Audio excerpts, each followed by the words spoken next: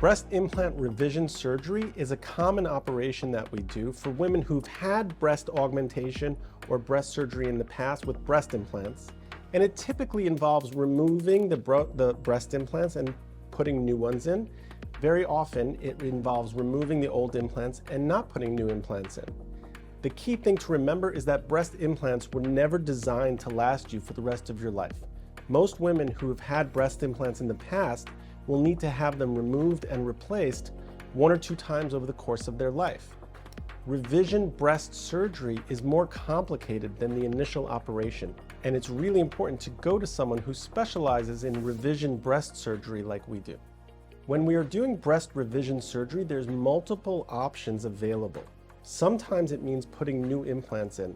Very often, especially nowadays, it means taking out the old breast implants and then doing a breast lift, or breast reduction, or fat grafting to improve the shape, to tighten and lift the breasts without putting breast implants back in. Many women who've had breast implants for a long time don't want them to be replaced because that might mean more surgery down the line. And when we're doing revision breast surgery, we can offer numerous options to revise the breasts and improve the look without replacing the implants.